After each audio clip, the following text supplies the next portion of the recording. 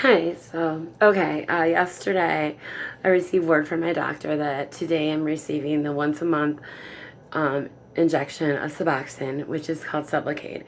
And I've been waiting to hear about it. I've been waiting to see if the insurance approved it. And yesterday we found out that the pharmacy is sending it to her office today. So I'm just so excited. What it is, it's a once a month injection of Suboxone, and it is injected right above my belly button, and it forms a hard disc after the injection, and then it evenly distributes Suboxone throughout the month. Um, and it will fill my opiate receptors with buprenorphine, so that even if I wanted to get high, which I don't, but if I did, it would not get into the receptors because they would be already filled with buprenorphine. So it would be a waste of money and I wouldn't be able to get high. That's very exciting to me because it'll be like I have a guardian angel with me at all times, just reminding me, no, you can't do this. And I struggle with my sobriety, and so that's why this is a pretty much, I would say, God-given miracle, higher power-given miracle, however you want to look at it. Even while on Suboxone, I've struggled with my sobriety, and I have an amazing doctor who never gave up on me. And she loved me, and she, until I could, feel like I was worthy of staying sober again. Like she changed my life. I see her daily, and I don't think that I would have it any other way in hindsight, because she's just such great support to me, and such a cheerleader in my corner, that she made me want to be sober again and want to live again. Because when I met her, I was completely hopeless. I don't know what, I even know why I went to see her. It was a nudge by my higher power, because I just was ready to give up. I'm 42 years old. I've struggled with addiction my whole life. I had just left a 7-year relationship, and that was very toxic and really warped my mind. And I've lost everything. I'm not working right now, and I'm, at this point, I was looking at it as a big failure. At that time, I was looking at it as, it's over for me. I cannot start over at 42. There's no way, I was just gonna give up and I'm gonna die like this, and that's just how it's gonna be. But today I'm not looking at it like that anymore. I'm looking at it as I have a fresh start. All of these things that have been wiped out of my life, because there's something better for me, and there's somewhere for me to go, and there's a purpose for me, because I'm doing heroin in Cleveland, Ohio, which is filled with all different kinds of fentanyl, and people are dying every day here, every day. Epidemic proportions of people are dying in Cleveland, and I'm still alive. And there's got to be a reason for that, and that's how I'm looking at it today, is that, there's a purpose for me, and maybe I could help at least one person, maybe save at least one life by telling my story. So that's why I'm telling my story. In order for you to understand the gravity of how great this is for me, and what a big deal this is for me, I'm going to just share a little bit of my struggles with addiction with you. When I was 26, I was prescribed Loratab, which is a very high dose of Vicodin, opiate pain medication, for some dental work that I was having done.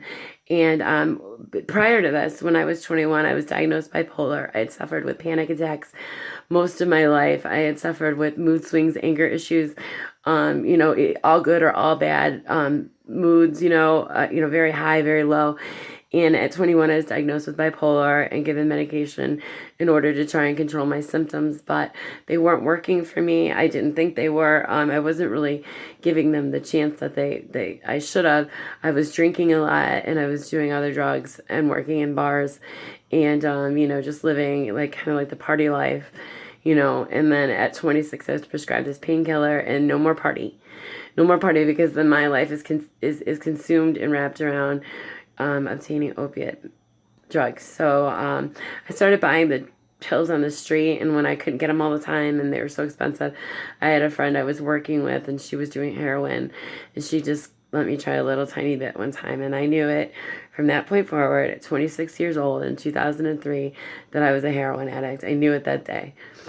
I just did, and it was true. And I was married at the time. I had a very great husband. I had a house, cars, jobs. I was in school. I had a 5-year-old daughter, and I gave it all away for heroin. I sent my daughter to live with my sister. I got divorced, and I basically hit the streets and just did what women do to get drugs. And not that I'm proud of it, but it's my story, and I lived a horrible life. And thankfully, in 2006, I was arrested, charged with heroin possession, and they gave me treatment. And it worked for me. I stayed sober. I stayed sober from 2006 to 2014 through the 12 steps and fellowship of Alcoholics Anonymous. And I got very active in AA, and I did groups in detox with the patients. I went to treatment centers and did groups with the women, and I sponsored probably over 50 women in AA. I told my story. I led, probably over 200 times in the 7 years I was sober. I was just very active, and I loved Alcoholics Anonymous, and I gave my life to it. And then I relapsed. And then when I relapsed, I just had a different experience of AA. It wasn't what I was. I just had a different experience, and I lost a lot of faith in the program. And mostly not so much in the program, but in the fellowship. So in the course of the last 4 years, I relapsed in 2014. Course of the last 4 years, I've left treatment 5 times. I've left detox 6 times. I've countless numbers of times I reached out to people for help and didn't accept the help, just didn't want it. And it was just because I couldn't believe in the 12 steps anymore and the program. I don't know why. I'm sure people will have plenty of opinions why I couldn't. But to me, I felt like I was being called in a different direction, and that's not what was good for me anymore. That's, and I believe there's more than one way to get sober. And I kind of had to be deprogrammed from that when I got on Suboxone with my new doctor. I had the thought in my head, rolling around the back of my head, that I wasn't sober because I was on Suboxone, because that's what they told me in AA. Today, I think differently about it. I think that I have the disease of addiction, and I want to stay sober, not for 7 years, but for the rest of my life. And in order to do that for me today, I have to take medicine. If I had diabetes, I would take my insulin every day to stay free of the symptoms of diabetes. Well, today I have to take medicine every day to stay free of the symptoms of my addiction. So I've learned to look at it a new way, in a way that works for me. And I'm so grateful that I've been able to have that change in thinking. And when I met Tiffany, like I said, that's my doctor.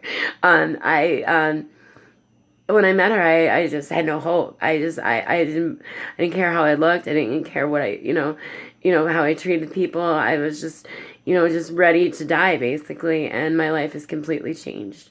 Completely changed, and I'm just so excited. And now I look at all of the things that have been wiped out of my life were wiped out of my life for a reason, and I'm ready to begin a new start. So what I'm doing is just journaling my start and my beginnings, and hopefully there'll be really exciting things to report in the days to come. So I just thank you for listening, and I hope that you that I can help somebody, at least one person, with my story, and I'll see you soon.